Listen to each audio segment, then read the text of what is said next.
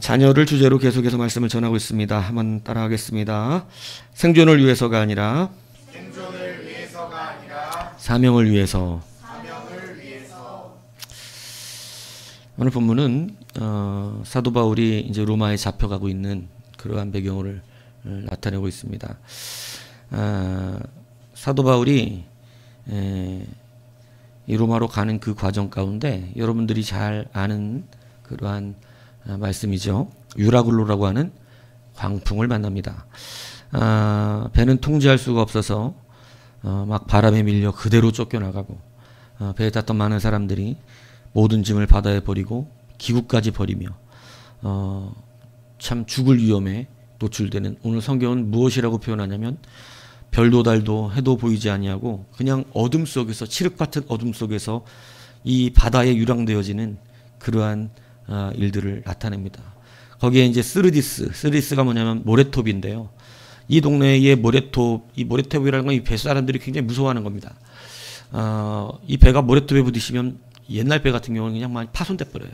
요즘 배들도 굉장히 두려워합니다. 그런데 이 동네가 이 그레데 섬 남쪽, 이 북부 리비아 이쪽 동네에 이 여기가 뭐로 유명하냐면 스르디스로 굉장히 유명한 동네입니다. 그래서 지금도 배를 타는 사람들은 조심하는 곳이 바로 이곳입니다. 그래서 이 대스르디스, 소스르디스 이렇게 나눠질 정도로 굉장히 이것이 위험한데, 문제는 뭐냐면 이게 돌아다닌다는 거예요. 스르디스가. 그러니까 얼마나 두렵겠어요. 그냥 칠흑 같은 밤에 배가 파손되어 그냥 물로 다 수장될 그러한 위기에 있는 것이 바로 지금 현실인 것이죠. 그래서 여러분 20절이 그 상황을 여실없이 우리 가운데 말해주고 있어요. 여러 날 동안 해도 별도 보이지 아니하고 큰 풍랑이 그대로 있음에 구원의 여망마저 없어졌더라. 그러니까 이제는 살기를 포기한 상태.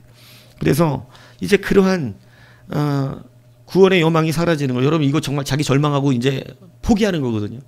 그러니까 여러분 이 배에서 이 사람들이 한번 상상을 해보십시오.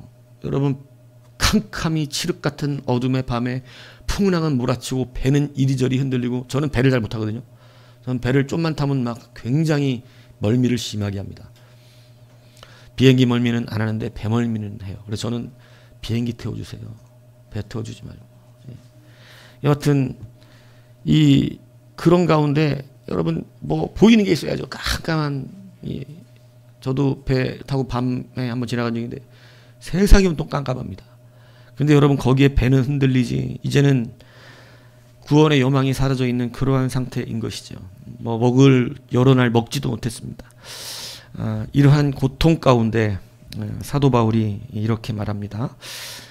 출발하기 전에 자기의 말을 듣고 운행하지 않았으면 좋았을 뻔했다. 우리가 아까 읽었잖아요. 읽었을 때 사도 바울이 이렇게 얘기하잖아요. 21절에 보면 바울이 가운데서 말하다 여러분이요 내 말을 듣고 글에 대해서 떠나지 아니하여 이 타격과 손상을 면하였으면 좋을 뻔하였다. 자, 그러니까 이 실수가 일어나는 거죠. 실수가. 어떤 실수가 일어나냐면 말씀을 듣지 않은 실수가 일어난 것입니다. 자, 여러분 말씀을 안 듣고 가면 위험해지는 것이죠. 근데 그 위험 가운데 물론 하나님이 또 살려주십니다. 이 배경이 어떻게 된 것이냐면, 여러분 이 겨울을 맞이했어요. 겨울을 맞이하면 우리나라도 여름에는 태풍이 올라오잖아요. 이 지역은 겨울이 오면 바다에 수시로 태풍이 일어납니다. 그러니까 겨울에는 배를 운항하지 원래 않아요. 그래서 겨울을 그냥 쉽니다. 그런데 미양이라는 곳에 정박을 합니다. 미양은 좀 좁고 이 사람들의 어떤 기준에 겨울을 나기가 합당하지 않아 보였던 것입니다. 그래서 이제 베닉스까지 가자. 베닉스까지 가서 거기서 우리가 겨울을 나자 이렇게 했던 것이죠. 근데 그때 누가 말렸냐면 사도 바울이 말린 거예요. 그냥 미양에서 겨울을 나는 것이 좋겠다 이렇게 생각한 것입니다. 그런데 미양이 아니라 그들은 베닉스로 가죠. 여러분 여기서 여러분이 한 가지 분명히 알아야 되는 게 있습니다. 성도는 미양과 베닉스를 두고 싸우나요? 그렇지 않다는 것이죠. 여러분 우리가 많이 속는 게 바로 뭔지 아세요? 교회 안에 보면 미항과 베닉스를 가지고 싸웁니다. 아주 어리석은 싸움을 합니다. 여러분 무엇으로 싸우는 거죠? 말씀에 맞느냐 맞지 않느냐를 두고 이야기해야 되는 것이에요. 그러니까 미항이 진리라서 있는 게 아니에요. 하나님의 말씀이 미항에서 머무는 것이 너희들이 안전하다라고 말했기 때문입니다. 그 말씀을 따라, 그래서 그 말씀을 따라 쓰자. 여러분 이게 돼야 되는 거예요. 교회 여러분 이게 참 단순하고 참 당연한 말 같지만 여러분 나중에 여러분 이런 문제들로 교회가 문제가 돼요. 사람들이 미항파, 베닉스파로 나뉩니다. 여러분 미항파, 베닉스파가 필요한 게 아니에요. 교회는 말씀을 따라 쓰자는 사람들이 필요한 거예요. 그러면 여러분 사람들은 갈라질 수가 없어요. 말씀은 한 가지로 우리를 모으죠. 말씀을 같이 받았는데 갈라지는 경우는 없습니다. 성령을 같이 받았는데 갈라지지는 않아요. 교회의 사람들이 저마다 착각이 뭔지 아세요? 자기가 하나님의 편인 줄 알아요. 미항파도 하나님의 편이라고 생각하고 베니스파도 하나님의 편이라고 생각한다는 이게 큰 문제예요. 아니요. 말씀을 따르는 자가 하나님의 편입니다. 말씀에 순종하고 말씀을 따라가는 자가 하나님의 편이지. 여러분 자기가 옳은 것을 말하고 자기의 편한 것을 말하고 자기의 것을 말하는 게 하나님의 편이 아니라는 것이에요. 그래서 이것을 여러분 분명히 줘요. 왜 미항이 맞았잖아. 미항이 맞은 게 아니라 하나님의 말씀이 맞은 거죠. 이걸 지금 잘 이해를 하셔야 돼요. 무슨 말씀인지. 우리는 미항이냐 베니스를 갖고 싸우는 게 아니고 하나님의 말씀이냐 아니냐를 갖고 싸워요. 그런데 제가 목회를 지금까지 하면서 성도들의 가장 어리석게 도전하는 게 뭔지 아십니까? 하나님의 말씀이냐 아니냐를 갖고 도전해 오면 저는 너무나 기쁠 것 같아요. 그러면 서로 같이 잘 맞아 떨어질 것입니다. 그런데 그것으로 도전하는 게 아니라 왜 미항이어야 하는지, 왜 베니스여야 하는지를 말하는 거예요. 근데 여러분, 우리는 태풍이 불어서도 아니고, 여러분 미항이 좋지 않아서, 미항이 더 안전해서, 그래서 미항과 베니스를 선택하는 게 아니라는 거예요. 무슨 얘기인지 이해 가시죠? 왜 미항에 있어야 됩니까? 겨울이니까요. 이제 지나가면 태풍이 오니까요. 이게 아니란 말이에요, 우리는. 우리는 왜 미항에 있죠? 여호와의 말씀이 그래요. 하나님의 말씀이 미항에 있으래요. 이것을 잘 구분하십시오. 저는 잘한 성도가 이렇게 도전하는 걸 굉장히 불쾌해해요.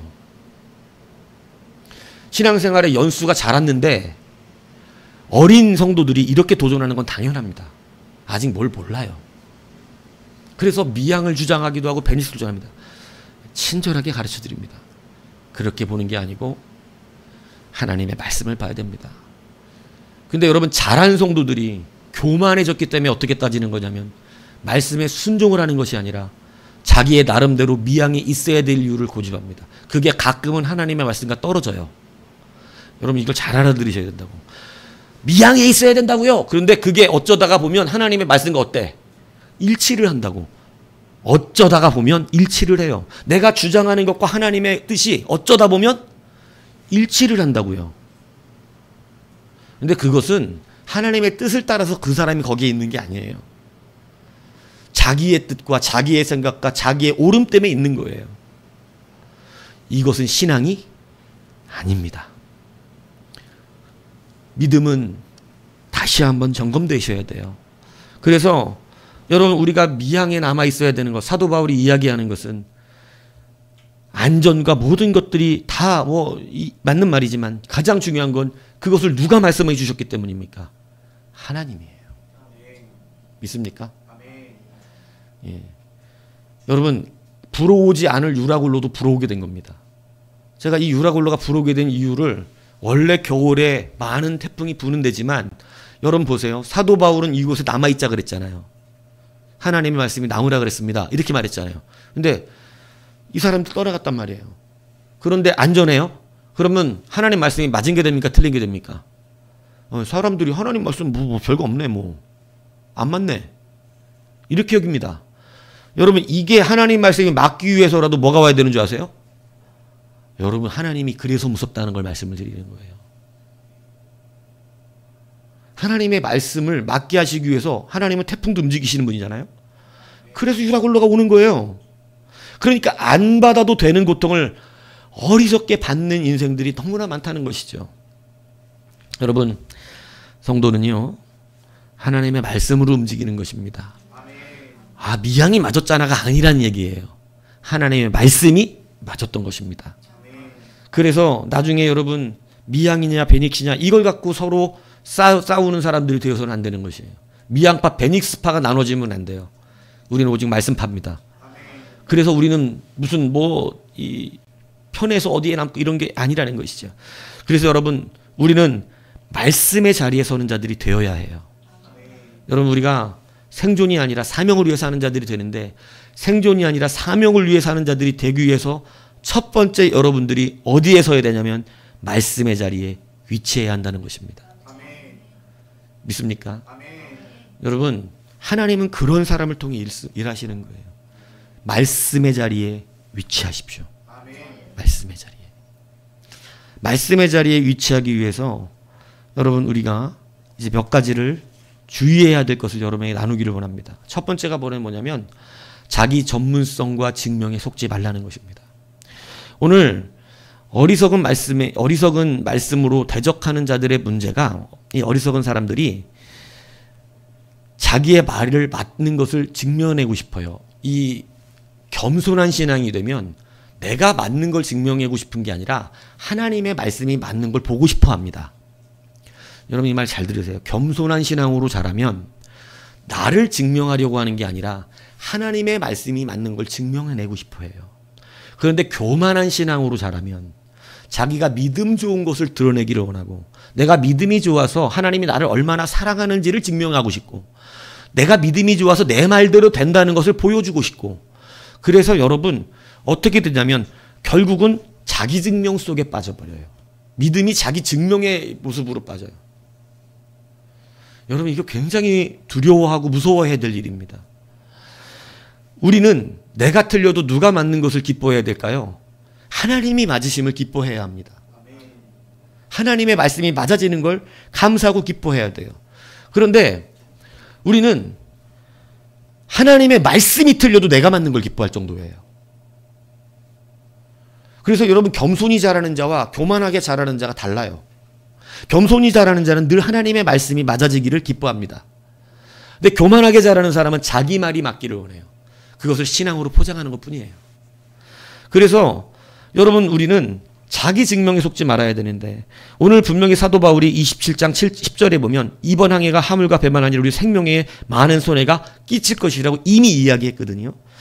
그런데 백부장이 결정권을 갖고 있었어요. 백부장이 결정권인데 선장과 선주가 자꾸 해서 자기들의 주장을 굽히지 않습니다. 왜? 자기들이 뭐니까? 전문가거든요.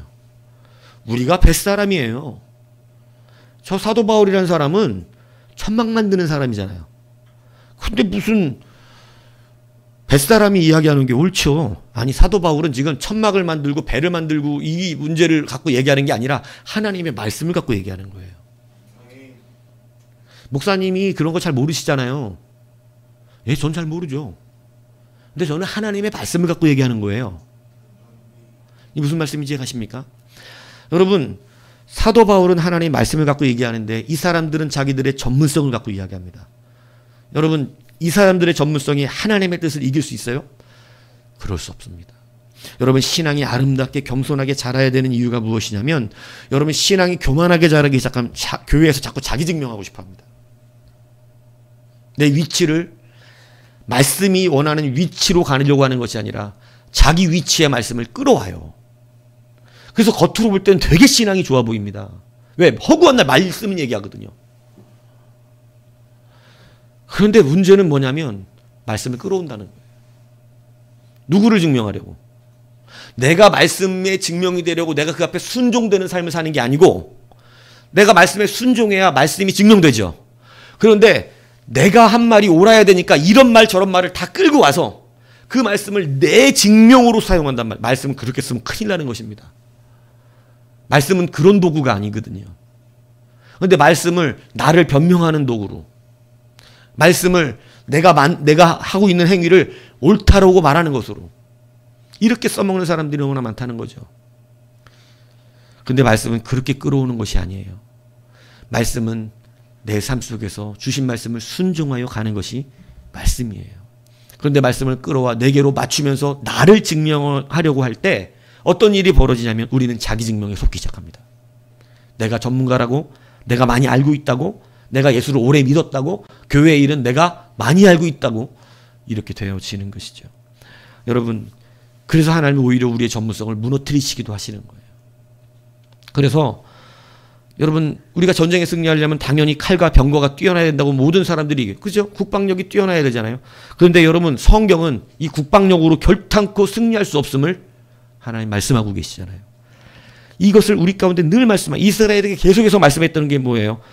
너는 칼과 창과 말과 병거를 의지하지만, 그죠? 하나님을 믿는 사람은 누굴 의지하는 거예요? 하나님을 의지하는 것입니다. 아멘. 여러분, 말과 병거는 나를 의지하는 도구죠. 그러나 하나님의 말씀은요, 하나님을 증명하는 말씀이에요. 여러분이 하나님의 말씀을 증명해내기 위해 사는 방법은 뭔지 아세요? 말씀에 순종해서 말씀대로 되어지는 삶을 보여주는 것입니다. 아멘. 간디가 선교사에게 하나님 말씀 배웠어요. 간디 아시죠? 하나님 말씀 배우다가 갑자기 어느 날 한참을 안 오는 거예요. 그래서 성경 공부하던 사람이 안 나타났는데 나중에 나타났어요. 막 선교사가 화를 냈습니다. 아니, 성경 공부를 하다가 갑자기 사라지면 어떡합니까? 그러니까 간디가, 선교사님, 목사님, 저는 목사님이 저에게 말씀하신 그 말씀대로 이대로 가서 그대로 지금 살다 왔습니다. 말씀대로 되는지를 보았습니다. 그러니까 선교사 깜짝 놀란 거죠. 여러분, 말씀의 실체를 간디는 누리는 거예요. 말씀대로 하는 거예요. 배웠어요. 이 배운 대로 해봐야겠다. 그래서 그 배운 대로 하기 위해서 그 오랜 시간을 그 배운 대로 삶의 실천을 한 거예요. 말씀이 그대로 이루어지기 시작하는 거죠. 여러분, 그게 바로 성도의 삶의 실천적인 모양으로 나타나야 되는 거예요. 근데 우리는 말씀이 다 어디서 끝나요? 귀에서 끝나는 거예요. 귀에서. 하나님의 말씀은요, 실제로 일어나는 말씀입니다. 성도가 왜 순종으로써 하나님 앞에 영광을 돌립니까? 여러분, 순종하지 않으면 하나님 말씀이 이루어지는지 안 이루어지는지 모르잖아요. 순종해야 알잖아요. 여러분, 말씀은 나를 위한, 내 증명을 하기 위한 도구가 아니에요. 말씀은 하나님을 증명하는 도구입니다. 그러므로 여러분, 자기 전문성에 맨날 이 교회에 와서 여러분 말씀을 하면, 우리 교회는 그런 분들 아직 없는데 이전에도 보면요, 자기가 하는 이 일에 비추어서 자기가 전문가라고 아는 체 하는 분들이 너무나 많아요. 여러분, 참고할 수 있는 귀한 얘기지만 정말 중요한 것은 하나님의 뜻을 따르는 것입니다. 지금 그게, 목사님 지금 그 땅을 사면 정말 되게 아주 돈 많이 벌 수 있다니까요. 교회가 그 땅만 사놓으면 여러분, 교회에 나중에 엄청난 이득이 된다니까요. 그래요. 그 사람의 전문성으로 그게 맞는 말이죠. 하나님이 그 땅을 사지 말래요. 하나님이 그 땅을 기뻐하지 않는데요. 하나님이 그렇게 돈 버는 게 싫대요. 그럼 어떻게 해야 되는 거예요? 안 하는 거예요. 그게 손해인 줄 아는 사람들 때문에 문제인 거예요. 그건 손해가 아니에요. 하나님의 말씀대로 우리가 순종하는 열매를 맺은 것입니다. 얼마나 많은 사람들이 자기 전문성을 가지고 교회의 목회와 모든 것들을 이리저리 좌우하려고 그러는지 몰라요. 아니요, 우리는 말씀대로 가는 것입니다. 그래서 자기 증명에 속지 마셔야 돼요. 그러면서 그래, 그때 내가 말한 대로 그 목사님이 그때 내 말 안 들어서 그런 거야. 그때 내 말대로 그 땅 샀으면 지금 교회가 얼마나 편하게 일했어요. 아니, 교회는 편하려고 있는 데가 아니에요. 무슨 말씀인지 이해가십니까? 교회는 하나님의 말씀을 순종하는 곳이에요. 그 순종이 그까지 돈 몇 푼을 더 있게 하는 것보다 구속사적인 더 크고 놀라운 하나님 나라를 이루어가는 역사로 쓰임받아요. 우리가 당장 발견을 못해서 그렇지. 여러분 믿습니까? 이 큰 그림을 보고 하나님의 말씀 앞에 서셔야 돼요. 자기 증명에 속지 마십시오. 예. 여러분, 이 자기 증명을 하려고 할 때 꼭 그 막 자존심들이 상하고, 내가 선주인데, 내가 지금 선장인데, 막 저런 사람 말을 듣는 굉장히 자존심 문제가 생깁니다. 근데 여러분, 자존심으로 교회 일하는 거 아닙니다. 여러분, 그러므로 하나님의 말씀 앞에, 말씀은, 믿음은 자기 증명 아니고 믿음은 순종하는 것임을 여러분 믿으시길 바랍니다. 여러분, 마귀가 가장 많이 시험하는 첫 번째 시험이 바로 자기 증명이에요. 예수님을 광야에서 시험할 때 여러분 무엇으로 시험하는지, 네가 하나님의 아들이거든 뛰어내려라. 아들이거든 돌로 떡을 만들어 먹어라. 아들이거든. 여러분, 아들이라는 걸 어떻게 하라는 거예요? 지금 증명하라는 거죠. 예수님의 사역 시작부터 자기 증명해내라고 마귀는 계속해서 부추겼던 것입니다. 마지막 십자가 돌아가시기 직전까지 마귀가 시험한 게 무엇인 줄 압니까? 자기 증명이에요. 네가 하나님의 아들이거든 지금 십자가에서 어떻게 하라고? 내려오라. 그러면 내가 너를 믿겠다. 여러분, 자기 증명이에요. 여러분, 이게 예수님은 자기 증명을 하신 적이 없어요. 무조건 하나님 말씀 어떻게 했어요? 순종하여 십자가까지 걸어가셨어요. 그러니까 그 뒤에 보이는 부활이라고 하는 놀라운 역사, 죄와 사망의 권세를 끊어버리는 권세가 일어난 것입니다. 오늘 여러분도 순종하는 자의 그 역사가 일어나는 거예요. 사람으로 할 수 없는 그 하나님의 놀라운 역사가 순종 역사 앞에 일어나는 것이죠. 그러니까 여러분, 마귀는 그때마다 우리를 어떻게 하냐면 너를 증명해내라 그래요. 너가 존재감, 네 존재감을 드러내라고. 교회에서 존재감을, 응? 존재감 드러내. 야, 한번 흔들어. 교회 존재감을 드러내. 네가 얼마나 여기서 위치가 중요한 사람인지 보여줘. 교회 떠난다 그래, 안 나온다 그래, 야 존재 좀 보여줘. 응? 야, 헌금하지 말아봐.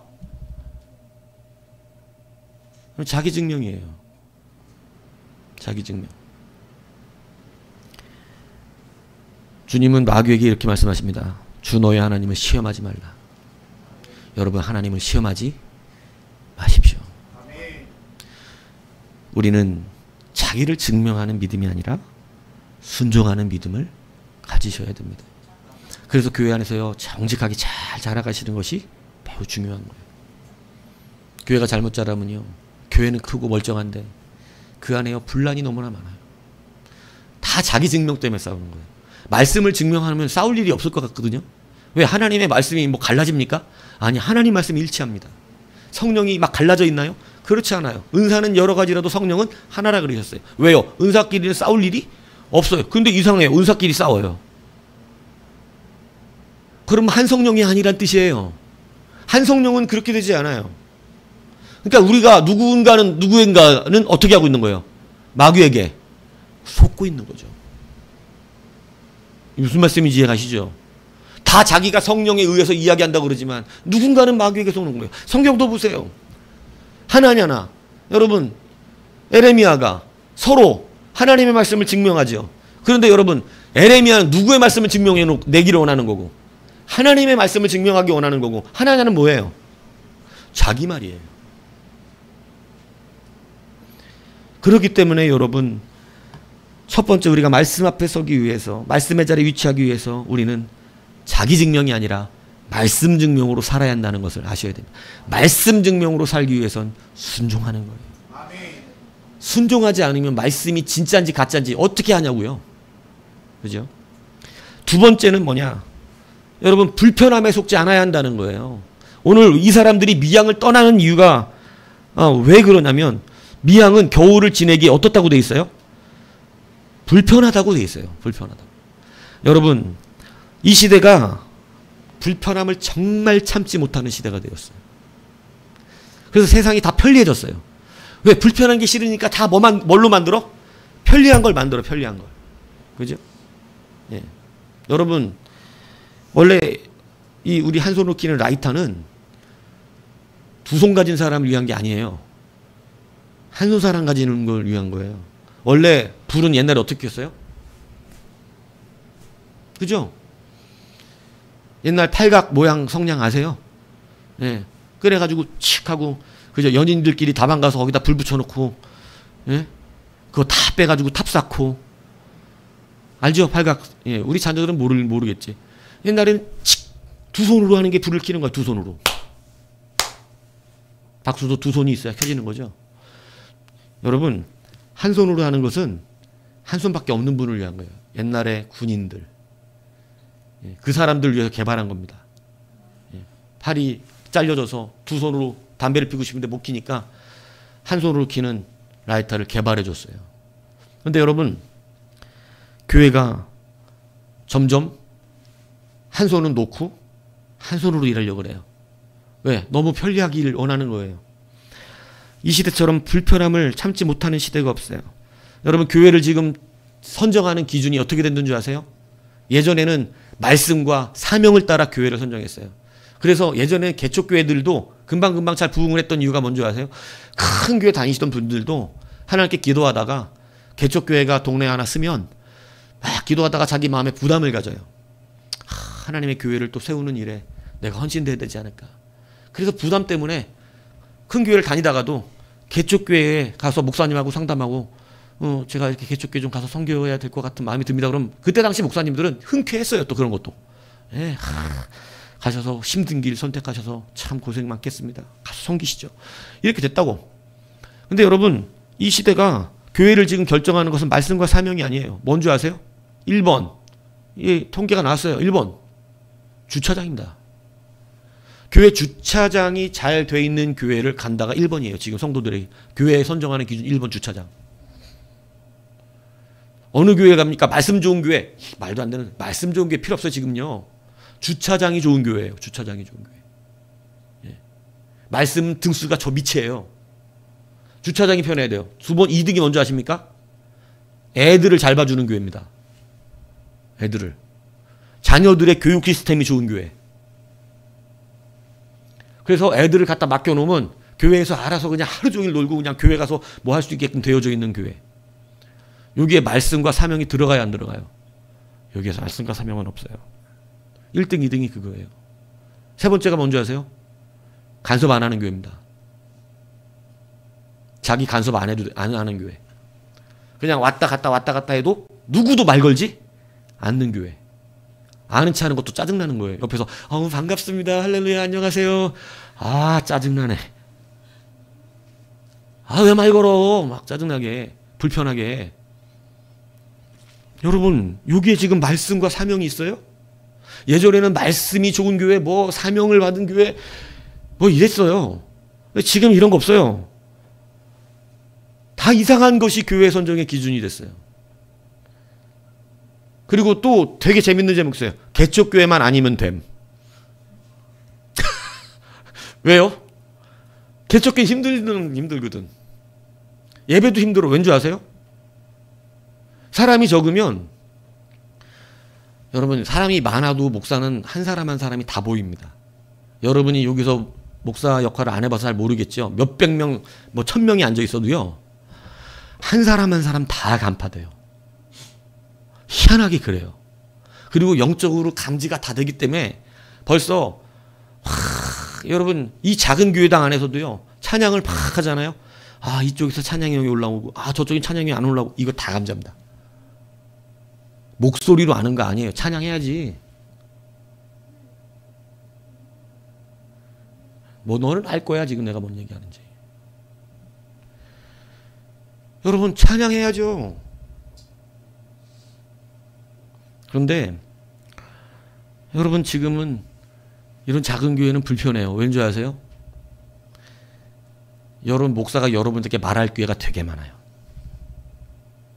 큰 교회는 여러분들 목사하고 인사할 기회도 별로 없어요. 담임 목사하고. 지나가다 만나기도 쉽진 않습니다. 작은 교회는 겉에 서서 막 악수라도 해주는 게 있죠. 교회가 훨씬 커지면요, 담임 목사 와서 악수할 적이도 없어요. 예. 편하거든요. 아주 편합니다. 왜? 담임 목사가 나를 신경 안 써. 그건 편해서 좋아. 근데 신경 안 쓰면 열받아. 참 미안해요. 여러분, 불편함에 속지 마세요. 불편한 것이 해결된 이 시대가, 요즘 사람들 그런 말 많이 하죠. 옛날에 비하면 너무 살기 편해졌다고. 그런데 옛날이 살기 좋았다고. 이런 이상한 말 하잖아요. 지금이 편리한데 왜 옛날이 살기 좋았어요? 왜 옛날이 행복해요? 옛날에는 사람이 정이 있었대. 옛날에는 사람 살린 그런 기쁨이 있었대. 근데 여러분, 왜 그렇습니까? 편리한 게 행복과 직결되는 것은 아니에요. 편리한 것이 은혜와 직결되는 것도 아니에요. 불편해서 은혜 못 받는 것이 아닙니다. 여러분, 불편한 미양을 불편하다는 것으로 떠났어요. 그들의 이유는 불편하다는 것이었어요. 여러분, 불편하다는 것에 속지 마십시오. 우리가 원어메이커 얘기 자주 하지만 최신부 장관이 수용하고 나서 주일학교 교사를 감당하기 위해서 워싱턴에서 필라델피아까지 기차를 타고 갑니다. 옛날 뿌 하는 기차 아시잖아요. 석탄 넣어갖고 떼고 가는 차. 덜컹덜컹거리고 힘들고 딱딱하고 빠르지도 않습니다. 그런 기차를 타고 간 여행만 20만 킬로라 그랬어요. 여러분, 여기서 부산까지 400km예요. 500km. 근데 여러분, 20만 킬로를 이 사람이 4년 동안 다닌 거리예요. 어마어마한 거리를 다닌 겁니다. 매주 1000km를 이상 달려야 돼요. 여러분, 1000km 교회 다닐 수 있어요? 1000km. 여기서 저기 북한을 넘어가야 되거든요. 교회 다니는데, 주일에 교회를 다니는데 1000km 가야 돼. 여기서 부산으로 교회 갈 수 있어요? 부산에서 이사 왔어. 근데 부산으로 교회 갈 수 있어요? 주일마다? 주일날 못 가죠. 토요일날 가야지 갈 수 있는 거예요. 그죠? 여기는 부산 가는 거리가 아니요. 원어메이커는 자기 주일학교 교사 섬기느라고 매주 워싱턴에서 필라델피아까지 기차를 타고 다녔다고요. 한 주도 뺀 적이 없습니다. 대단하죠. 국가 장관짓 하면서. 불편함에 속지 마시라는 거예요. 이 사람이 이 대단한 이유가 어디 있는 줄 아세요? 여러분, 원어메이커 소년 시절에 교회 다닐 때 그 앞에 교회가 다, 우리도 제가 옛날 교회 다닐 때 시골은 비만 오면 질퍽거려요. 교회 온다고 깨끗한 옷 입고 깨끗한 신발 신고 딱 오는데 옷이 진흙투성이가 돼서 들어갑니다. 신발이 교회 바닥이 다 진흙바닥이 돼버려요. 그러니까 여러분, 이 원어머키가 다니는 교회도 그랬대요. 얼마나 막 더럽으니까 사람들이 막 짜증내고 힘들어하고 불편하다고 그러고, 그리고 비가 오니까 교회도 그래서 안 오는 사람도 있고, 오늘 비 와 교회 가지 마. 요즘 방송이나 해주니까 집에서 방송이나 본다는 말이라지만 그때는 방송도 없잖아. 안 가는 거예요. 비 와서. 이유는 비 오는 거예요. 불편하니까. 근데 여러분, 그때 원어마이크가 자기가 아르바이트 하면서 번 돈으로 벽돌을 한 장씩 사잖아요. 그래서 일주일에 벽돌 한 장씩 갖다가 깝니다. 교회 앞에다. 언제 그 넓은 마당을 깔까요? 근데 한 장씩 까는 걸 보고 어른들이 회개하기 시작하잖아요. 여러분, 불편해서 못한다 그러지 말고 불편함을 해결하시는 자가 돼야죠. 여러분, 불편해도 그 불편함이 행복과 직결되는 거 아니에요. 여러분, 불편해도 그 불편함이 은혜와 직결되는 거 아닙니다. 오히려 불편해도 편리한 것이 더 독이 되기도 합니다. 오늘 불편을 대하는 태도를 바꾸셔야 합니다. 여러분, 사람들은 너무 많은 것들이 불편해서 그만두려고 합니다. 그렇지만 이제는 영으로든 육으로든 심령으로든 마음으로든 우리의 삶의 어떠한 모습이라도 불편을 이기는 신앙의 믿음을 가지셔야 돼요. 이게 습관화되고 실력이 되면 말씀의 위치에 설 수가 있어요. 그런데 불편한 것을 자꾸 못 참으면, 그죠? 불편한 걸 못 참으면 말씀의 위치에 서기가 어려워집니다. 그죠? 예. 불편한 걸 참아내셔야 돼요. 그죠? 특히 말씀 들을 때 불편해요, 안 불편해요? 말씀은 신비한 영역이 있어요. 제가 예전에 설교할 때, 예전에는 밖에서 인사했거든요. 손잡고 제가 하면 은혜를 받았다는 은혜가 다 달라. 나는 오늘 말씀을 뭐를 포인트로 했는데 은혜 받았다는 내용이 다 달라. 목사님 오늘 은혜를요. 이거 은혜 받았어요. 근데 이 사람은 저거 은혜 받았고 저 사람 저거 은혜 받았대. 희한하더라고. 마음이 불편한 것도 다 달라. 마음이 불편한 것도. 어떤 사람은 악수를 맨날 이쁘게 하고 가다가 이러고 가. 나는 저 사람이 왜 그런지 이해가 안 가. 왜 그러지? 오늘 왜 그러지? 나는 저 사람한테 뭐라 그런 적이 없어 오늘. 근데 그 사람은 나한테 뭔가를 불편한가 봐. 희한합니다. 말씀은. 제가 하는 거예요? 아닙니다. 말씀은요, 모든 사람 위에 그 사람이, 나는 하나의 말씀을 전한다고 생각하는데 하나님은 그 사람들의 심령마다 말씀을 주십니다. 여러분, 하나님 앞에 쓰는 것은 불편한 일이에요. 하지만 그 불편함을 실력으로 너무 쓰셔야 합니다. 그러면 말씀 앞에 서게 되는 것이에요. 이것을 기억하셔야 됩니다. 여러분, 세 번째, 크다는 것에 속지 마세요. 여러분, 사람들은 크고 많이 모이면 괜찮다고 여기는 경우가 많습니다. 근데 그렇지 않습니다. 여러분 사도행전 27장 37절에 보면 이 배에 있는 우리의 수는 전부 276명이라고 말합니다. 여러분 276명이 타는 옛날 배, 요즘도 200명 넘게 타는 배는 클까요 작을까요? 요즘 배도 큽니다. 200명 넘게 타는 배는. 그런데 이 배는 수송선이어서 수많은 곡물을 실어요. 그런데 거기에 사람이 276명이 더 탔어요. 그러니까 이 배는 엄청나게 큰 배입니다. 여러분 크다라고 하는 것 때문에 사람들은 뭐 웬만한 건 견딜 수 있겠다고 생각을 해요. 여러분 교회가 사람이 많이 모이면 괜찮은 교회라고 여기는 경우가 있어요. 여러분 큰 교회가, 여러분 큰 사람들이 있는 곳이, 크고 권세 있고 힘 있는 것이 다 옳다는 것을 말하는 게 아니에요. 그래서 여러분 라오디게아 교회는요 큰 교회였지만은 하나님께서 그 교회를 옳다 그럽니까? 아니요. 그게 옳다 그러지 않으셨어요. 라오디게아 교회는 오히려 눈멀고 벌거벗고, 여러분 그 교회는 주님께서 책망하셨어요. 그런데 빌라델비아 교회는 어땠어요? 작은 교회이지만 큰 능력을 바라는 교회라고 하나님께서 칭찬하시는 교회가 되었어요. 여러분 부흥은 크다라고 하는 걸 말하는 게 아니에요. 부흥은 많이 모인다를 말하는 게 아니에요. 우리가 이것을 착각하기 때문에 여러분 지금도 세속적인 관점의 부흥을 말하는 사람들이 너무나 많습니다. 여러분 제가 저번에 말했죠. 우리 합신에 그 목사님 누구더라? 여하튼 큰 교회 목사님 하나 있어요. 저기 빛과 소금 교회 거기서 세워준, 빛의 교회 세워준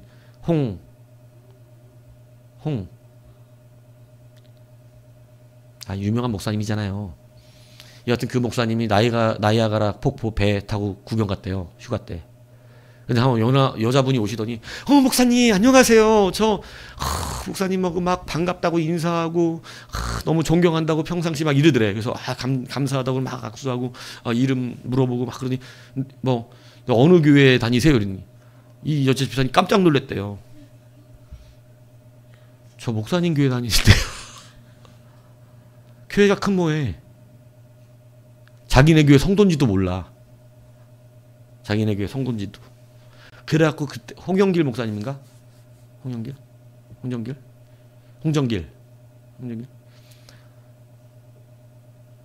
회개를 얼마나 했는지 모른대요. 하나님 앞에 그분이 공개 회개를 했어요. 그 사건 이후로. 나는 싹군이었다고. 내가 우리 교회 집사님을 모르고 있었다고. 비참한 거죠. 여러분 큰 교회는 그래요. 이 사람이 우리 교회 다니는 집사인지도 몰라. 그것도 며칠 나온 것도 아니야. 교회에서 열심히 일했던 분이래. 나름대로. 그러니까 목사님 얼굴을 직접 본 적이 한 번도 없으니, 1대1로 만난 적이 없으니. 큰 교회들은 그래요. 목사님이 자기 집에서 신방하는 일이 없어. 다 부교육자들 그 교구장들이 가지. 부목사가 가지. 교구장이 가도 잘 가는 거지. 보통 구역장들이 갑니다. 큰 교회들도. 전도사들이 가든가, 여자 전도사들이. 여러분, 그것이 부흥된 겁니까? 여러분, 부흥은 그런 개념이 아니에요. 여러분, 부흥은 우리가 하나님과 밀접하게 가까워졌다는 걸 뜻하는 거예요. 하나님과 가까워지고 있는 걸 부흥이라고 표현해요. 하나님과 밀접해지고 그 관계가 충실해지고 있는 걸 말하는 거예요. 큰 교회가 하나님과 충실해지는 것이 맞습니까? 그러기를 소망합니다.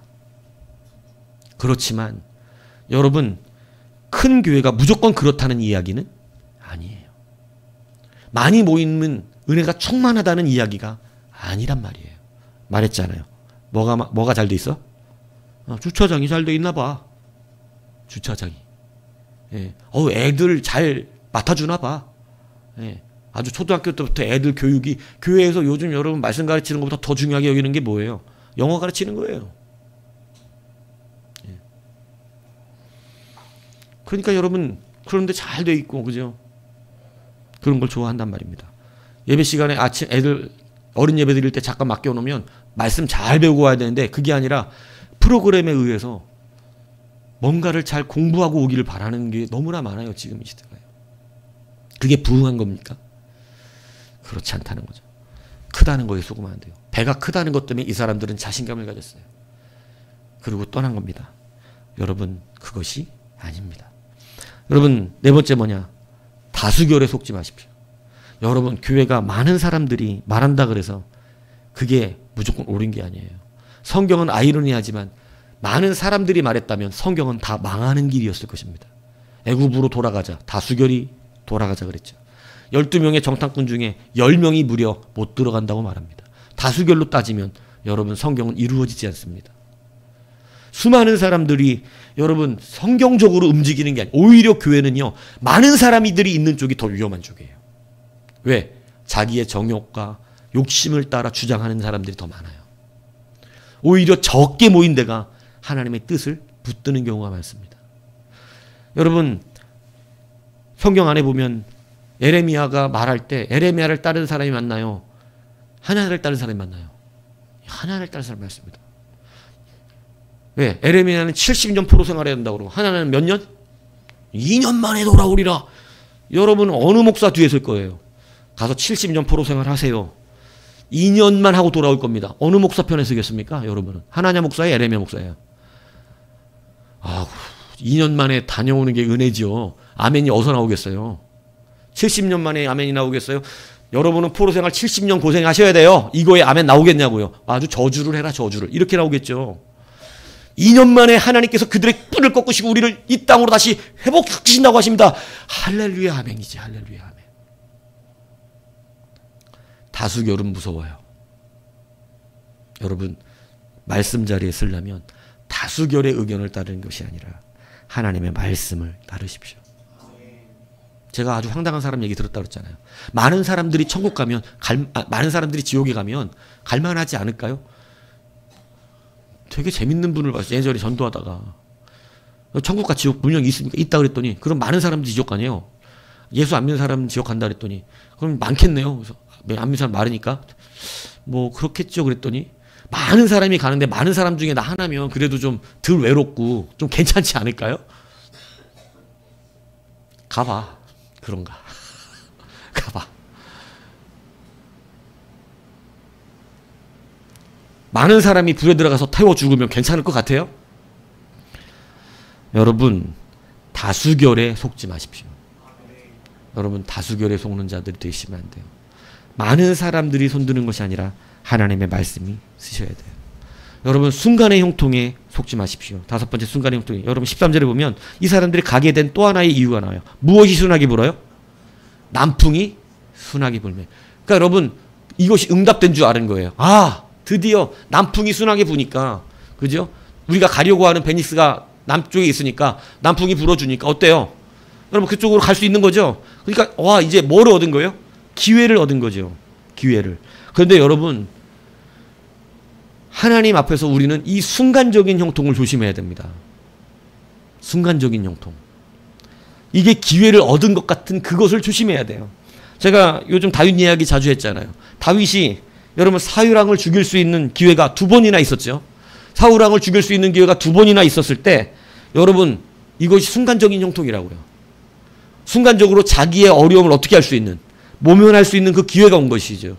그런데 여러분, 순간적으로 모면할 수 있는 기회를 응답이라고 여기고 다윗이 사울왕을 죽였다면 그는 하나님이 그에게 왕을 삼으신 것으로 왕이 된 자가 아니라 쿠데타를 일으키고 된 왕이 될 거예요. 많은 사람들이 따르지 않을 것입니다. 여러분, 열리는 것 같아도 우리는 다시 기도해야 합니다.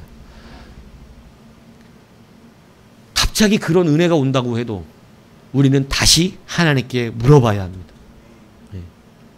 여러분, 우리가 막 예배당을 구하는데 누가 갑자기 우리에게 땅을 준대. 그러면 응답된 겁니까? 우리는 그렇게 생각하기 쉽겠죠? 아니요. 다시 기도해야 합니다. 우리가 저 사람의 이것을 하나님의 응답으로 받아야 합니까? 받아야 합니까? 제가 예전에 그랬잖아요. 어떤 분이 자기 땅 파는 거 우리 교회에다가 11조 한다고. 작은 돈 아니었어요. 네. 땅이 어마어마했거든. 11조 하겠다고. 근데 여러분, 거절했습니다. 왜요? 그거 받아가지고 하나님의 의가 이루어지지 않겠더라고요. 이 사람이 우리 교회에서 지금 뭐를 원하는가? 그거 하고 지금 뭐 교회에 와서 어른 노릇 하겠다는 건가? 여러분, 거절했어요. 그게 응답이 아니에요. 우리가 기도한다고 갑자기 뭐가 나타납니까? 갑자기 신이 반주자 구하니까 누가 나타납니까? 그게 응답이 아닙니다.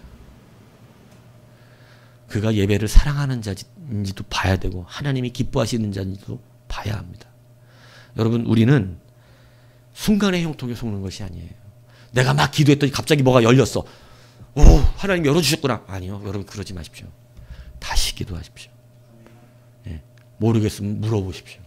목사님, 나 이렇게 했는데 이게 열렸거든요. 어떻게 하면 좋을까요? 그럼 같이 기도하는 거예요. 예. 아, 기도하는데 느낌이 좋지 않습니다. 아, 기도하는데 느낌 좋습니다. 하나님 말씀에, 목사는 사실은 기도하기 전에 사실은 말씀을 먼저 떠올리거든요. 말씀에 부합된가? 예. 말씀이 안 맞는데요. 말씀이 맞는데요. 이게 중요한 거예요. 그러니까 여러분, 순간의 형통에 여러분, 남풍이 갑자기 불어온다고, 아, 기회를 얻구나. 하나님의 은혜구나. 갑자기 사울왕을 죽일 수 있는 기회가 얻어졌다고, 하나님이 주신 기회구나. 이렇게 여기는 것이 아닙니다. 여러분, 하나하나를 선택하는 것. 우리 한인 성도가 집을 얻는데도 참 노력을 많이 하는데, 그냥 팍팍 열리는 것을 기뻐하시는 수준을 벗어나셔야 돼요. 하나님이 열어주시는 것, 순간 확확 열리는 그런 순종이 아니에요. 사실은 심사숙고하게 하고, 기도하게 하고, 고민하게 하며, 하나님께 묻게 하게 하고, 기도를 청하게 하고, 여러분, 그것을 통하여 하나님은 하나님의 일을 이루시는 거예요. 그런데 마귀는요, 순간 형통을 집어던집니다. 내게 절만하면 이 모든 것을 너에게 주겠다. 순간 형통이죠. 내가 눈 딱 감고 마귀에게 한 번만 굴복하면 세상 부귀영화가 내게 들어옵니다. 여러분, 세상은 그런 유혹이 너무나 많습니다. 눈 딱 한 번 감고 한 번만 하면 되는데 왜? 그런 게 너무나 많아요. 그러나 여러분, 그런 순간적인 형통에 속지 마십시오. 그 결과가 너무 처참해지는 거예요. 말씀에 서기 위해서 지금 여러분들에게 5가지를 말씀드렸어요. 우리 말씀의 위치에 서기 위해서 5가지를 말씀드렸어요.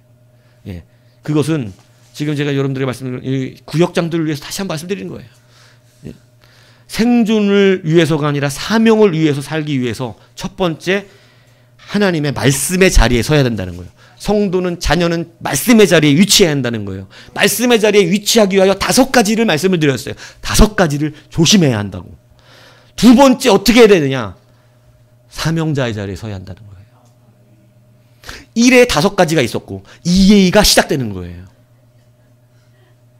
우리 구역장님들 요즘 저한테 갈굼당하느라고 힘든데, 구역장들도 굉장히 고생합니다. 오늘 새벽에도 예배 끝나고 불려가서 자기네들 써낸 거 가지고 한참, 예, 구닥다리 여기 얻어먹었어요. 예. 고생하면서 여러분들에게 말씀 주려고 노력 얼마나 하는지 몰라요. 그러니까 구역장들을 사랑하셔야 됩니다. 고생 많이 해요, 지금. 예. 제가 이런 거 할 때는 철저하게 하거든요. 냉철합니다. 예. 막 웃다가도 공적인 일로 오면 상당해집니다, 저는. 예. 두 번째는요, 사명자의 모습에 있는 거예요. 자, 오늘 태풍이 일어서 산에 중례 하는데, 그러한 가운데서 여러분, 자녀는 어떤 자리에 서는 것이죠? 유라 굴로 광풍을 만나서 죽을 때 별이 안 보이네, 어둠에 이제 소망을 잃었을 때, 여러분, 그 가운데 기도하는 한 사람이 있었습니다. 누구입니까? 사도 바울입니다. 여러분, 수많은 광풍 가운데 자녀는 흔들려서 고통받고 산에 죽네 같이 이러고 다니지 마세요. 카톡의 이름을 빨리 바꾸세요. 우리 가족끼리만 의지하고 네? 그거 빨리 바꾸셔야 돼요. 하나님을 의지하고. 여러분, 풍랑이 휘몰아치는데 자녀가 같이 휘몰아치면 안 돼요. 자녀는 뭐 하는 거예요? 기도하는 것입니다. 기도하는 모습을, 사도 바울은 기도해요. 여러분, 기도의 어마어마한 능력을 확신하십시오. 요즘 이 시대는 기도를 믿지 않아요. 여러분, 정말 이 시대, 이 신앙인들의 아픔이 뭔지 아세요? 예전에는 가난하니까 차라리 가난이 좋았다고 제가 말하는 게 뭔지 아세요? 예전 저는 가난한 시대의 교회를 다녀봤어요, 저 어릴 때. 할아버지도 목회자였고 아버지도 강도사까지 하신 분입니다. 여러분, 어릴 때 가난한 교회, 가난한 사람들이 살던 시골 교회를 다녔었다고요. 그 사람들이 맨 마룻바닥, 그때는 의자라는 게 없었어요, 교회. 맨 마룻바닥이 그냥 마룻바닥. 마룻바닥도 좋은 교회예요. 우리 교회 컸기 때문에 마룻바닥이 있었어. 그냥 교회는요, 땅바닥에다가 그냥 뭐라 그래, 그거 뭐냐 까는 거야. 그냥 깔고 앉는 거야. 집당 같은 거 깔고 앉는 거야. 돌이 집단 위로 하나 이렇게 무릎 잘못 꿇으면 무릎 위에 뭐가 올라와? 돌이 딱 자기 무릎 꿇는데 거기 있는 거야. 근데 사람이 널널해야 옆으로 옮기지. 근데 옆에 딱딱 붙어 있는데 옮길 수 있어요, 없어요? 기도하는 내내 기도가 바뀌어. 무릎을 안 아프게 해주십시오. 다른 기도의 제목이 안 나온다고 무릎이 하도 아파가지고. 근데도 여러분 그때 기도하고 그런다고요? 여러분 기도하는 자의 능력이 얼마나 큰지 믿었던 시대가 있어요. 기도로 이루는 시대가 있어요.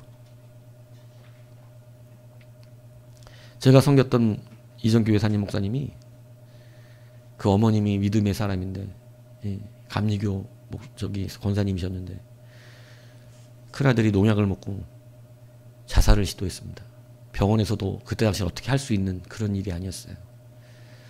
근데 이제 죽을 준비 시키라고 병원에서 뭐 의학이 막 발달된 시대가 아니니까 그래서 집에 데려와서 눕혀놓고 입에서는 계속 거품 올라오고 농약 먹고 자살했으니까 이제 죽는 걸 기다려야 되는데 이 권사님이 그러시더래요.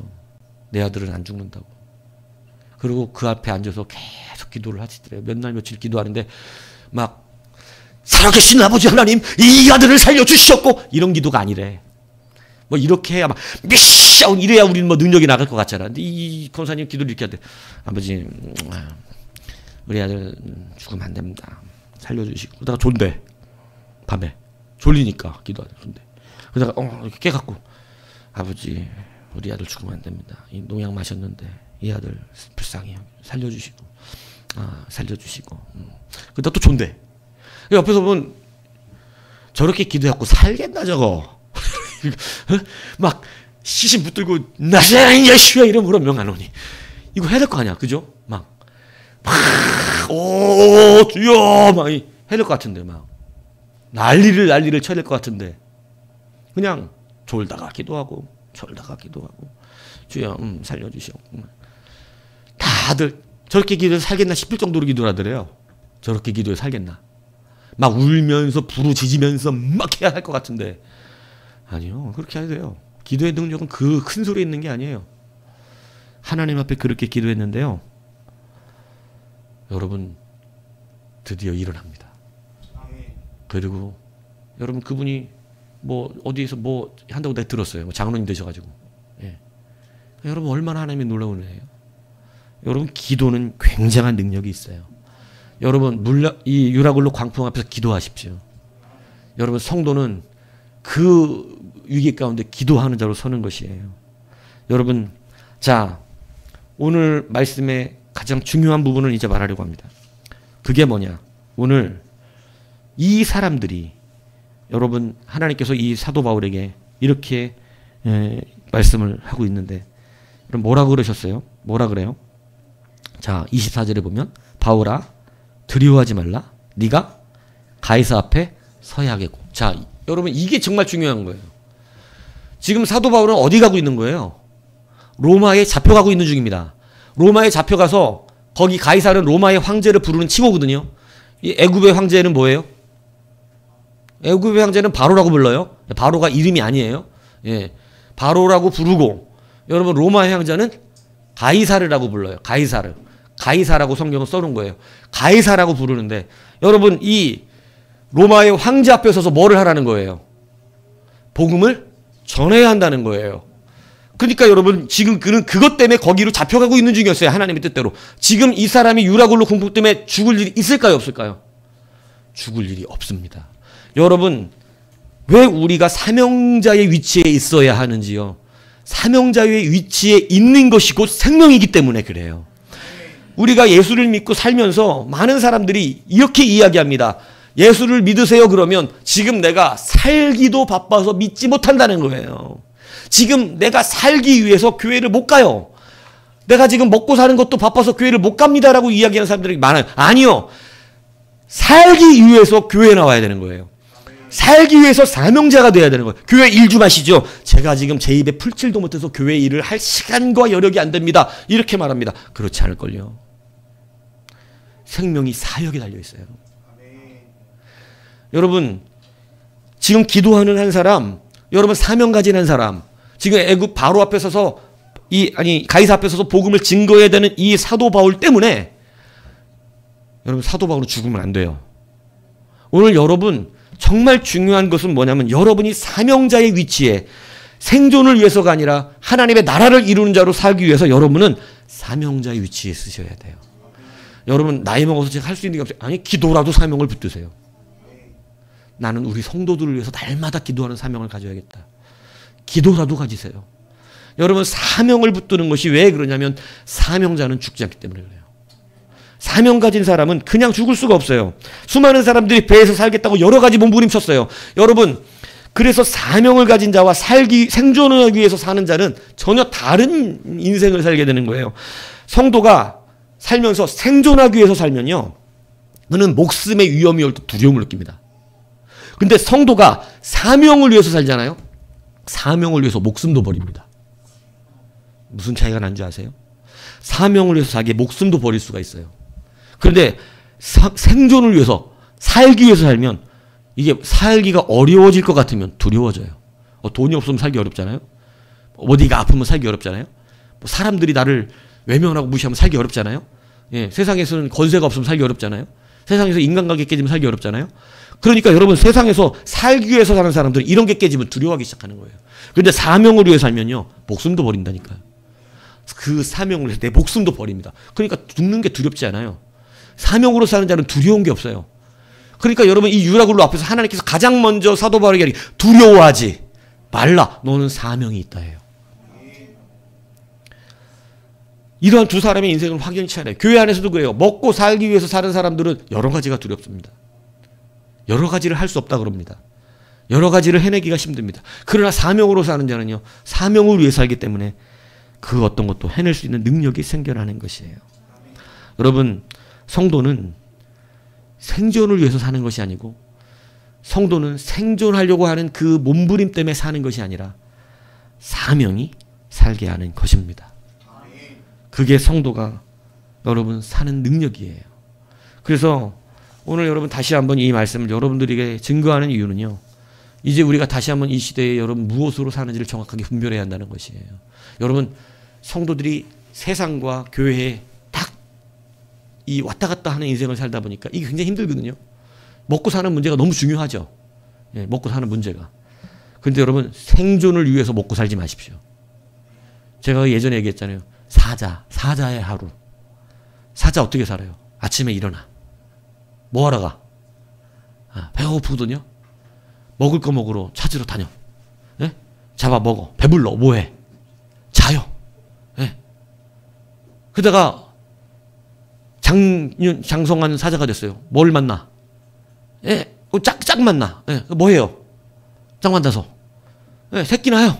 예, 새끼 키워. 새끼가 독립을 갈 때가 돼. 어떻게 해요? 보내요. 예. 그리고 또 하루 뭐 해? 일어나. 잡아먹어. 자. 일어나. 잡아먹어. 자. 그러다가 병들어요. 그죠? 어떻게 돼요? 죽어요.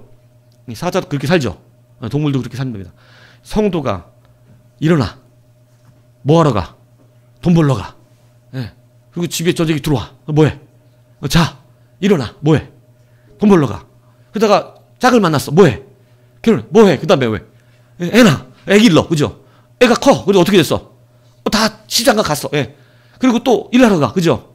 예. 그러다가 뭐해? 병 들어. 그러다가 어떻게 돼? 죽어. 사자하고 똑같아요. 우리 이렇게 사는 게 아니에요. 여러분 그 동물하고 똑같이 살잖아요. 우리는 그렇게 사는 인생이 아닙니다. 우리는 어떻게 살아요? 우리는 오늘 사명이 있어야 돼요. 생존이 아니라 사명을 위해 살기 위해서 여러분 우리는 말씀의 자리에 위치해야 되고요. 우리는 지금 다시 우리가 맡은 사명의 자리에 서야 합니다. 여러분 이 사명의 자리에 다시 한번 여러분들 세움 받으십시오. 사명을 잃으면요. 모든 것이 이루어지기 시작해요. 근데 사명을 회복하면 다시 모든 것이 회복하기 시작합니다. 여러분 이것이 엘리야가 뭐 때문에 갑자기 그 용기 있는 엘리야가 하늘에서 비 내리고 물 내리고 이랬던 엘리야가 여러분 갑자기 이세벨이 너 죽여버릴 거야 이 한마디에 지금까지 죽음을 피해서 도망다녔던 자 아니에요? 하나님의 인도하심을 따라 여기저기 살았잖아요. 그런데 갑자기 이세벨 한마디에 무서워서 도망가고 로뎀나무 앞에서 여기가 좁사오니 이제 날 죽여달라고 이렇게까지 두려움했던 이유가 뭐였어요? 뭘 잃어버렸어요 갑자기? 사명이에요. 지금 자기가 한 거 다 했다고 생각했어요. 이제 이거 하면 끝난 거라고 생각한 거예요. 그러니까 갑자기 이세벨의 말 한마디, 그런 거에 겁먹을 사람 아니었거든요, 원래. 그런데 여러분 그 말 한마디에 두려움에, 여러분의 인생 가운데 두려움이 있는 거, 자꾸 미래에 대한 고통이 있는 거, 여러분 사명이 이렇기 때문에 그렇습니다. 그런데 다시 사명을 회복해 보십시오. 제가 여러분 우리 뭐 무슨 백으로 살아요, 저? 하나님 백 왜 뭘로 믿어요, 그걸? 아, 잘났든 몰랐든 뭐 잘하든 못하든 여하튼 이걸 해야 돼, 내가 지금. 가끔 토요일날 저녁에 쉬고 싶을까요, 안 쉬고 싶을까요? 여러분 일주일 내내 설교 준비하는 게 제 일이거든요. 일주일 내내. 그래서 저는 하루하루에 딱 계획된 그 시간을 미리 빼놓고 이렇게 해놓고 난 다음에 나머지 시간을 다 분배를 해요. 예. 그래서 시간에 오류가 나타나면 이제 굉장히 스트레스가 옵니다. 왜냐하면 뭐를 빼고 말씀은 무조건 준비를 해야 되잖아. 그러니까 다른 무언가를 어떻게 해야 돼? 빼야 돼. 아, 이거 말씀 쪽지 못 붙이겠는데 이번 주에? 이렇게 돼요. 말씀 쪽지를 빼야 돼. 아, 이번 주는 성도들 집에 말씀 쪽지 못 붙이겠다. 왜냐하면 시간을 이렇게 해갖고 5시 오래. 그랬더니 5시 반에 오래. 오케이. 그랬더니 더 늦게 오래. 이미 도착했는데.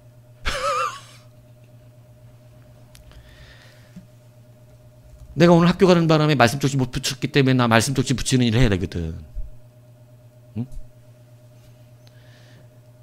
여러분 쉬고 싶다니까요, 목사도.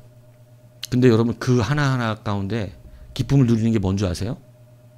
내가 사는 생명이 어디에 있을까요? 여기에 있어요. 사는 생명이. 내가 이것 때문에 살고 있는 거예요. 이것 때문에 생존되고 있고, 이것 때문에 내 모든 상황에도 불구하고 문제가 없어요. 이것이 바로 사명자의 삶이에요. 여러분, 그러므로 이제는 말씀의 자리에 위치하십시오. 말씀의 자리에 위치하면 안전합니다. 여러분, 사명자로 다시 일어나십시오. 사명을 붙드세요. 사명을. 내가 무슨 사명으로 살까? 무슨 사명으로? 내가 어떠한 사명을 붙들고 감당해 볼까? 이 사명의 자리에 있는 자는 하나님이 그 사명 때문에 그 사람을 세우시지 않을 수가 없습니다. 그 사명 때문에 그 사람의 범사를 형통케 하지 않을 수가 없어요. 그 사명 때문에 방해되는 것들을 해결해 주십니다. 여러분, 우리가 자꾸 우리 교회에는 또 남편 때문에 이렇게 하는 분들도 좀 있으시잖아요. 남편이 교회 나왔으면 좋겠는 분들 여러 계시잖아요. 근데 여러분, 이게 하나님의 일을 막 열심히 하는데 남편이 너무 자꾸 방해가 되는데 내가 사명을 끝까지 감당해야 하잖아요. 그러면 하나님이 이 사명을 감당해야 되는 거야, 지금. 그러니까 어떻게 하겠어, 남편을? 속히 보내주시는 거지. 이런 원리를 여러분 아셔야 한다니까.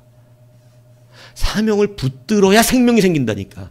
그런데 우리는 그거를 참 목사는 이렇게 말하기는 미안해, 때로는. 왜냐하면 또 이렇게 말하면 신앙의 부담이 오거든요. 믿음이 작동돼야 되거든. 우리는 거꾸로 하죠. 어떻게? 남편을 달래가면서 적절히 타협해서 이렇게 해야 된다. 그러니까 늘 그 상태가 유지되는 거예요. 근데 여러분, 사명은 사명의 생명이 있다는 거 아셔야 돼요. 사명을 감당하니까 하나님 해결하시는 거예요. 사실은 이게 성경의 원리가 맞습니다. 근데 우리는 그것을 자꾸 거꾸로 해서 줄이죠. 내 사명을 줄입니다. 내 사명을 줄이고 이렇게 해야 됩니다. 그래야 분란이 안 일어나기 때문에 그렇죠. 이해합니다. 근데 여러분, 언젠가는 하나님과 그거 1대1로 대면하셔야 돼요. 하나님 반드시 물어봅니다. 다시. 언제까지 그렇게 할 건데? 물어보세요. 여러분 생각에는 그렇게 하면 언젠가는 남편이 교회 나올 것 같잖아요. 절대 안 나와요. 절대 안 나옵니다. 그 타협에 계속 타협합니다. 하나님 의지하셔야 돼요. 하나님의 사명으로 쓰는 거예요. 그러면 그 사명 때문에 그 사람에게 돈이 필요할 때 돈을 부으시고, 권세가 필요하면 권세도 주시고, 그 사명 때문에 그 사람이 필요한 모든 것들을 하나님이 해결해 주신다고 성경이 써놨어요. 그 사명 때문에 열매를 맺기 위해서 열매를 맺는 모든 것들을 어떻게 하신다고? 해결해 주신다고. 그래서 여러분, 이게 사실은 교회의 신앙이 말하는 원리입니다. 그래서 여러분들이 반드시 사명자의 자리를, 이 말씀을 그냥 귀로 듣고 흘러가면 이것은 순종되지 않는 말씀이 되고 여전히 여러분은 그 문제 앞에 그대로 봉착되어 있을 거예요. 10년이 지나도 똑같습니다. 근데 여러분, 하나님의 말씀은 말씀을 듣고 좋은 말씀이야 이러고 끝나는 말씀이 되면 여러분에게는 아무 효과가 없어요. 은혜 받았다는 게 여기서 내 귀에 듣기 좋았다는 것을 은혜로 말하는 사람들이 너무 많은 시대 아니에요? 귀로 듣는 게 은혜가 아니에요. 실제가 돼야 은혜지. 그 말씀대로 된 게, 내 인생에서 그 말씀대로 된 게 은혜를 받은 거예요. 여러분, 근데 우리는 얄팍한 사람들의 립서비스의 은혜를 받으려고 그래요. 될 줄로 믿습니다. 잘 될 것입니다. 할렐루야. 하나님 당신 사랑하십니다. 얼마나 은혜 받아요. 잘 될 거예요. 괜찮아요. 이거에 은혜 받아요. 아니, 죽은 사람 있으면 살아나야 되고, 병든 자가 있으면 고침 받아야 되고, 하나님께서 앉은 병이 일으키셔야 되고, 이게 참된 위로예요. 그게 하나님이 주시는 진짜 하나님의 능력인 거예요. 그래서 여러분, 앉은 병이 일어나고 눈먼 자가 보게 되고, 여러분, 이러한 우리의 삶의 기도의 제목이 실제가 돼서 역사가 되는 게 위로고, 그게 은혜가 받았다는 거예요. 나 진짜 하나님 은혜 받았어. 말씀대로 우리의 그 삶의 실질적인 문제들이 해결됐어. 이게 은혜란 말이에요. 근데 여러분, 우리는 요즘 시대 다 말씀을 뭘로 은혜를 누리려고 그래요? 말씀 잘해서 설교 잘해갖고 내 귀에 참 듣기 좋았다. 이걸 은혜로 여기는 시대가 됐단 말이에요. 그리고 실질적으로 순종하지는 않습니다. 여러분, 말씀을 듣고 순종하십시오. 말씀의 자리에 쓰는 능력입니다. 그러면 얼마 안 가서 말씀대로 되어집니다. 말씀대로 되어져요. 그래서 여러분, 말씀과 씨름할 수밖에 없어요. 근데 여러분, 이 시대에 가장 편한 신앙생활은 뭐예요? 말씀과 씨름하지 않는 거예요. 말씀이 나를 불편하게도 하지 않아야 되고, 말씀을 들으면 말씀이 내 양심을 쪽에서, 저는 근데 여러분 의도적으로 여러분들이 이런 말을 하는 게 아니에요. 그냥 성경에 나와 있는 내용이 그래요. 지금 내용이. 말씀이 우리 안에 우리를 불편하게 하는 많은 부분들이 있죠. 근데 그게 왜 불편하냐면 실행이 안 됐기 때문에 그래요. 실행이 된 것들은 다 해결받는 거거든요. 예. 그러니까 내가 11조 안 하는 사람들은 11조 설교만 하면 어떻게 돼? 마음이. 불편한 거지. 아마 헌금할 때마다 불편할 거야. 11조 하는 헌금을 이게 기도를 할 때마다 수입이 없는데 안 해. 수입 없어 안 해도 되지. 수입 없는데 몰라 해. 예, 괜찮아요? 예, 저 지금 헌금 얘기하는 게 아니라고. 예. 그런데 여러분, 그 문제가 해결받는 건 뭐예요? 말씀을 따라 11조 하는 사람은 11조 헌금 기도를 하거나 11조 이 설교를 들어도 불편해요, 안 불편해요? 불편할 리가 없겠죠. 여러분, 하나님의 말씀은 그렇습니다. 내가 실행되고 순종되는 건 불편하지 않아요. 근데 내가 항상 불편한 건 뭐 때문에 불편하죠? 회개되지 않은 것과 순종되지 않는 것 때문에 불편합니다. 그래서 여러분, 말씀 앞에 쓴다는 것은 쉬운 일이 아니에요. 그래서 불편함을 이기는 능력이 필요한 거예요. 오늘 여러분, 이것을 다시 한번 잘 붙드셔서 여러분, 생존을 위해서 살지 마시고 사명을 위해 사십시오. 먹고 살려고 살면 여러분, 그건 너무너무 두려운 일이 많아져요. 두려운 일이 많아져요. 자녀들의 미래를 자꾸 염려하잖아요. 자녀들의 먹고 사는 미래가 걱정되잖아요. 자녀들의 미래 때문에 걱정이 돼요. 우리 자녀들이 어떻게 되지? 이렇게 아니요. 사명으로 살면 그 걱정 안 됩니다. 그래서 그 사명으로 다시 한번 일어나셔서 자녀된 복된 삶을 누리는 우리 모두가 되기를 주님의 여러분 부탁을 드립니다.